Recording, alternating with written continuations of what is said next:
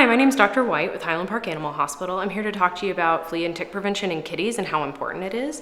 I'm here with my assistant Jess, who will be asking me some questions. Dr. White, what are fleas and ticks?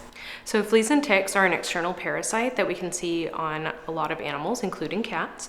They will create an infestation that can infest your home as well as your actual pet, and they tend to feed on blood. How do fleas and ticks impact the health and well-being of my cat?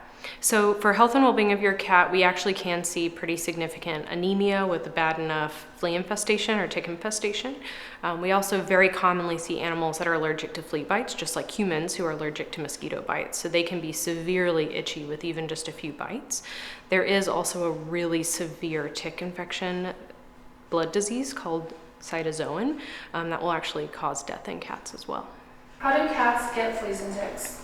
So fleas and ticks can either be on your cat when they go outside, but even for our indoor-only cats, we have fleas that will actively come in your home and infest your kitties. We have lots of wild cats, there's lots of feral possums and all of these sorts of wildlife that will come right up to your back door and leave little fleas right by your back door, and they'll go seeking out your kitty.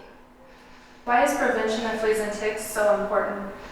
So this is really important in our indoor cats because we have a lot less options for how to control their itch and infection once they have it, since so many cats have a very hard time with getting oral medications for their owners. So we can really save a lot of stress and heartache by just preventing this infestation, as well as just generally preventing problems to their health, things like anemia and, like I said, tick-borne diseases. How can a veterinarian help with the flea and tick prevention? So we carry Revolution Plus here, which is a really nice product. It's topical, so it's extremely easy to put on your cat. You don't have to give them anything by mouth. You just put it on once a month. It's a tiny volume, and then they're protected all month. And that product actually includes heartworm prevention too. What are some signs and symptoms of flea and tick infestation in your cat?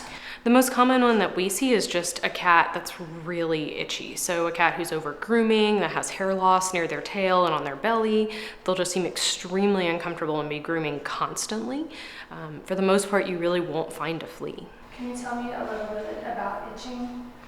So our kitties tend to not do a typical scratch like you think of as a human or a dog. The most common thing you'll see in cats is just grooming obsessively, to the point that they'll lose hair. Sometimes they'll do a little bit of gnawing, but much more commonly we see a cat who just grooms and grooms and grooms. What about skin irritation and rashes?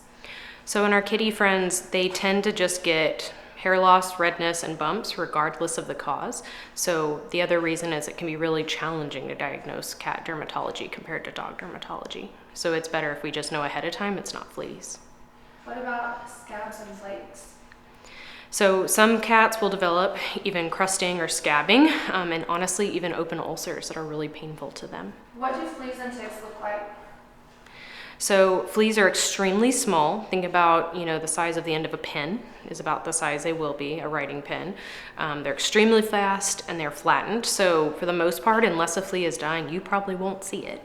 And ticks will be quite small in their first couple stages. So unless, again, you find one that's an end stage, really has been eating for a while, female, you won't see it. What are some possible diseases that can be transmitted by fleas and ticks? The biggest ones that we worry about are Bartonella and cytozoan. Bartonella from fleas, which actually can be given to humans and spread through the feces on a cat.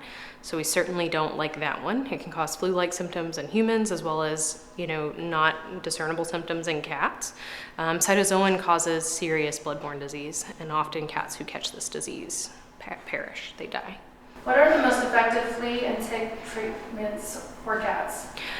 So for our kitties, they get a lot more complicated because a lot of the products that we use in dogs will actually cause seizures and death in cats. So our options are much more limited on what we can use in kitties. There is Revolution Plus, which will cover fleas and ticks. There are a handful of other over-the-counter products that have varying effectiveness, but most of them will not cover ticks. And then there's Bravecto for cats, as well as a Seresto collar for cats. What should I do if I find fleas or ticks on my cat? If you actually find a flea, please go to the vet, because they have a severe infestation if you actually found one. If you have any questions regarding fleas and ticks in cats or dogs, please call us, because we would love to answer any questions you may have.